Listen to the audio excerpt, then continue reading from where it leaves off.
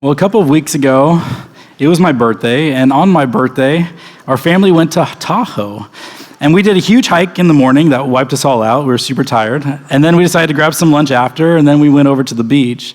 But we didn't last more than 20 minutes at the beach because it started raining on us. And so we decided, after being so exhausted from our hike that morning, having now been rained on, that our time at Tahoe was over. And so we got back on the highway and we started heading home. Allison was next to me in the passenger seat. The kids were in the back, when suddenly I started seeing some flashing lights in my rear view mirror. In my 15 years of driving, I've never once been pulled over, but apparently I wasn't paying very close attention to my speed. And in that moment, when those lights started flashing, I knew I had to pull over, and I was completely humbled. And I realized at that point that there was nothing else that I could do. She clocked me going 52 in a 35-mile-an-hour zone, and I couldn't argue my way out of being caught speeding. I couldn't negotiate with this officer about what I had done. I couldn't somehow take back my actions as if I had never did it in the first place. I was completely at the mercy and the control of that officer. It was a humbling experience. None of us enjoy days like this, where we meet the limits of what our bodies can handle, when the weather is unpredictable, when we're at the complete mercy of a police officer who just pulled us over. Have you ever found yourself in a situation similar to that? Feeling like your things are just happening outside of your control? Well, the question I want you to think about is, what do you do when life is out of your control? See, this morning, we're entering into our third week of our series titled From Eden to Jesus, which is the journey we are going on this summer through the Old Testament stories that shaped our faith and reveal God's overarching redemptive plan in the Old Testament. From creation in Eden to the promises of the prophets, we're going to discover how every part of Scripture points forward towards Jesus. And so if you're new to faith or you've been following Jesus for years, this series is going to help you see the Bible as one connected story of God's love, rescue, and invitation for your life still today. And this morning, we're going to be looking at a famous story, the story of Noah's Ark. And as we do, we're going to unpack three truths as we walk through the story together. The first truth we're going to see is that trusting God often feels like losing control before it feels like gaining clarity. Secondly, we're going to see that God is always faithful, always present, even in the midst of a storm. And then thirdly, we're going to see that God judges evil, but he also provides a way of rescue. See, our text is in Genesis chapter 6, starting at verse 9. And if you brought your Bibles, I encourage you to turn there with me as we're going to walk through it together. If not, it'll be available on the screens beside me. Last week, we finished the story of Adam and Eve. They had eaten the forbidden fruit in the Garden of Eden, and then afterwards they were removed from the garden. You see, their act of turning their back on God lost them the privilege of living with him in the garden forever, and it set the stage for the redemption story that is now going to take us through the rest of the Bible.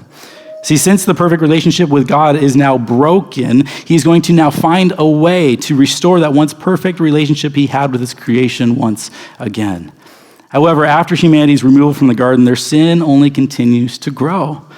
Adam and Eve have children, famously Cain and Abel, and we're given a glimpse of how their offspring are born into sinful behavior. And that sin continues being passed down generation for generation, leading us to God's next big recorded act in the book of Genesis chapter 6 that we're going to be looking at today. And so picking up the text in verse 9, it says this. This is the account of Noah and his family. Noah was a righteous man, blameless among the people of his time, and he walked faithfully with God. Noah had 3 sons, Shem, Ham, and Japheth. Now the earth was corrupt in God's sight and was full of violence. God saw how corrupt the earth had become, for all the people on earth had corrupted their ways. So God said to Noah, I'm going to put an end to all people, for the earth is filled with violence because of them. I'm surely going to destroy both them and the earth. So make yourself an ark of cypress wood. Make rooms in it and coat it with pitch inside and out. God then tells Noah the dimensions of the boat and instructs him on how he should build it. And skipping down to verse 17, it continues and says this, I'm going to bring floodwaters on the earth to destroy all of life. Under the heavens, every creature that has breath of life in it, everything on earth will perish. But I will establish my covenant with you, and you will enter the ark, you and your sons and your wives and your sons' wives with you. You are to bring into the ark 2 of all living creatures, male and female, to keep them alive with you. 2 of every kind of bird, of every kind of animal, and of every kind of creature that moves along the ground will come to you to be kept alive. You are to take every kind of food that is to be eaten and stored away as food for you and for them. and Noah did everything just as God commanded him. See, this text opens up with a short description of Noah. He has a wife, 3 kids, he's a righteous man, which doesn't mean that he's a sinless man, but as the reader, we're supposed to see a stark contrast between the godliness of his character against the world's sinful behavior. See, multiple generations have passed since Adam and Eve, and at this point, the world has become even more corrupt and even more full of violence, so God decides to put an end to the chaos through a flood. And floods were commonly understood to be weapons wielded by deities in the ancient Near East, so it would be no surprise to this audience that God would use a flood to punish his people. However, God chooses Noah and his family to be the remnant, through which he will preserve the entirety of the human race, and God chooses to preserve them by having him construct an ark. See, Noah's Ark is a very famous story because it's a giant boat filled with animals. How can you go wrong with that? But don't miss the magnitude of the project and the task that Noah was given. Because Genesis describes an ark that is about 450 feet long, 75 feet wide, and 45 feet high. It's roughly the size of a football field and a half in length. And so whether you've built a birdhouse, a backyard shed, or something, you can't even begin to comprehend how massive this project is with all those ancient tools that were available to them. This wasn't something that Noah could simply finish in a weekend. Building an ark would require him years of faithful obedience before he ever saw a single drop of rain. And the detail I love most as the ark is being described is that there is no rudder and there is no sail ever mentioned. And what that shows us is that this boat was never meant to be navigated by humans. See, the fate of everyone that's going to step on board of that boat is going to put their fate in God's hands. And after the ark is constructed, Noah and his family, along with 2 of every living creature, board the boat to be kept alive. This section ends with a powerful phrase in verse 22. Noah did everything just as God commanded him. See, what we learn from this text is that trust in God often feels like losing control before it feels like gaining clarity. Noah was asked by God to build a giant boat, a boat so large that it could hold not just a family, but 2 of every kind of animal. This construction project would have taken years of faithful obedience. And for many of us, that type of project would be very hard for us to swallow. I mean, how would you respond if you were told to build a boat that large? Most of us would not just think it's a strange request. Most of us would probably more honestly ignore it, or let God choose someone else to go ahead and build it. But Noah's response is different. In verse 22, Noah did everything just as God commanded. And that's what stands out to me in this portion of the story, that Noah listened to God without trying to control the situation himself. Noah followed God's guidance, even down to the detail of not putting a rudder on the boat, because he knew that he was ultimately not the one in control. Oftentimes, when our world starts falling apart, instead of turning to God, we often turn to our own power and our own strength, don't we? But Noah obeyed God without trying to control the outcome. In Noah's life, God was the captain of the boat, but oftentimes our tendency is to be the captain of our own ship, isn't it? We often fight so hard to continue to have control. But Noah's story invites us to take a different approach, to trust God more than we trust ourselves. Because just maybe, God is inviting you to live differently for a reason that is greater than what you can see right now. See, trusting God often feels like losing control before it feels like we're gaining clarity. So I want to ask you this morning, as you're reflecting and putting yourself in Noah's shoes, do you trust God enough to surrender control?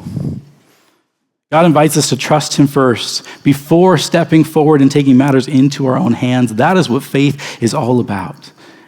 Faith is being confident that the God who created us has our best interest in mind. Therefore, we can follow his lead.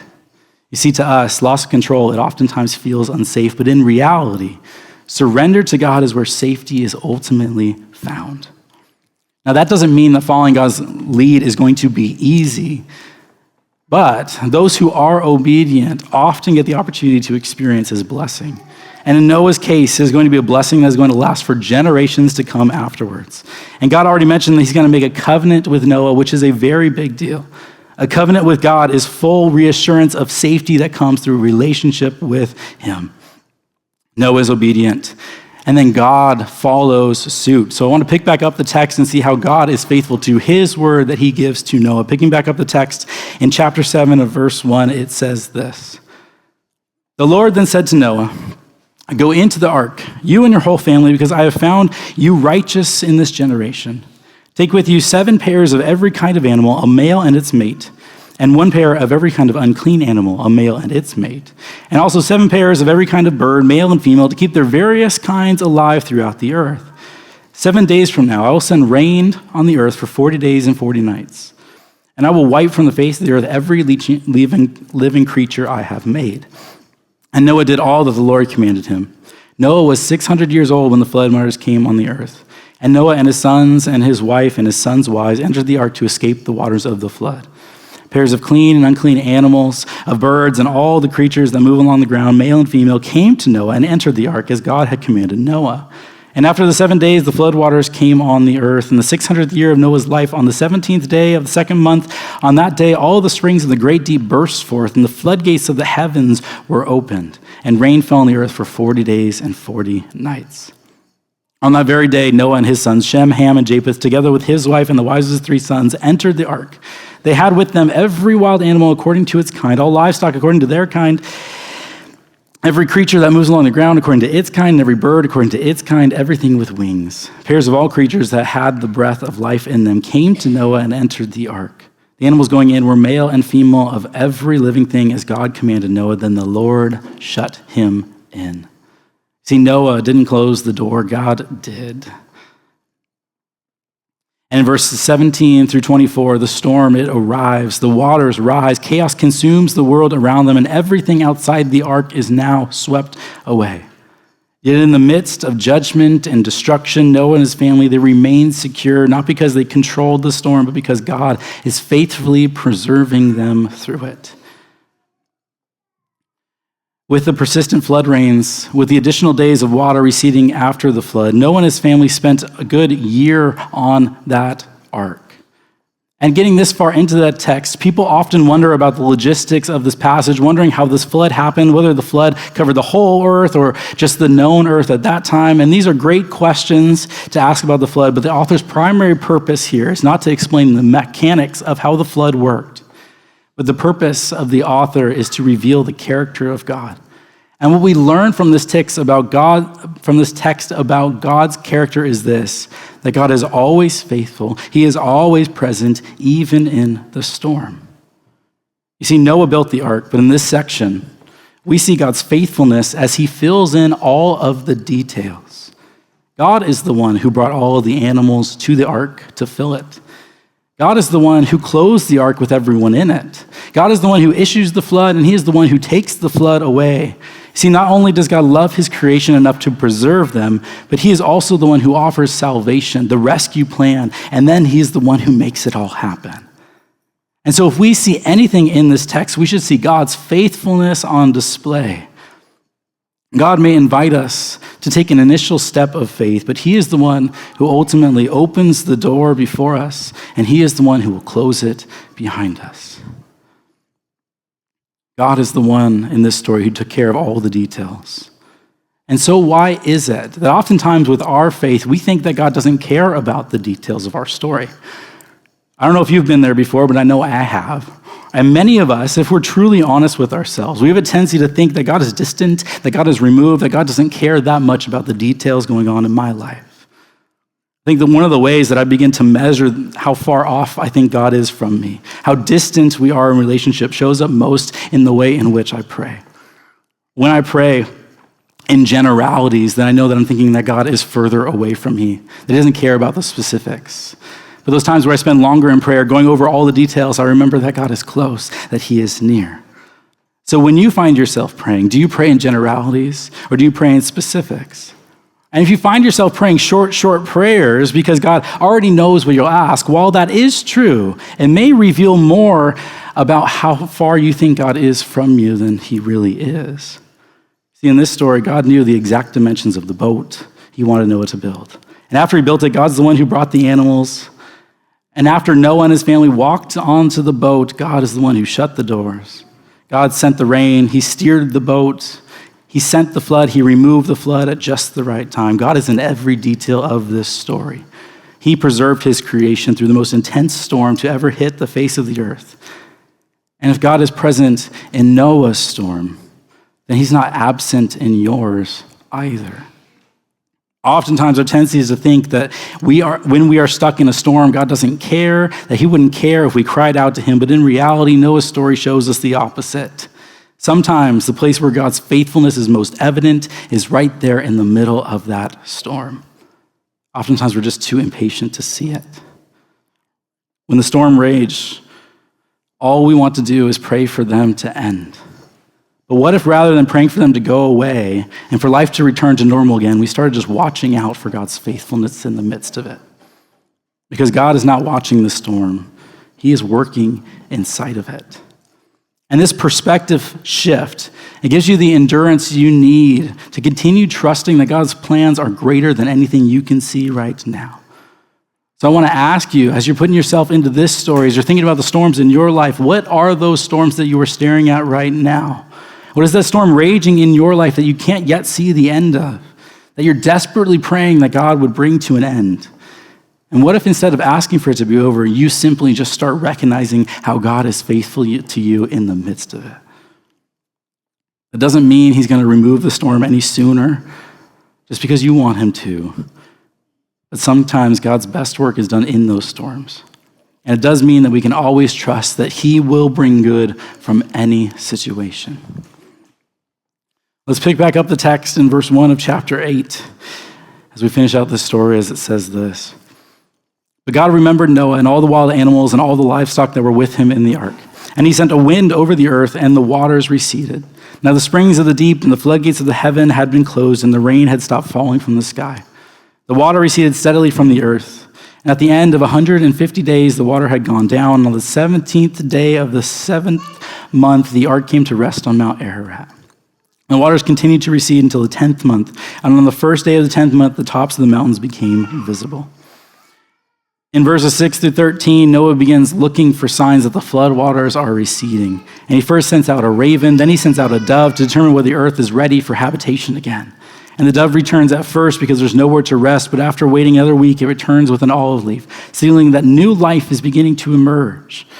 And after another period of waiting, the dove does not return, and Noah finally sees that the earth has dried out. And picking back up the text in verse 14, it says this: By the 27th day of the 2nd month, the earth was completely dry.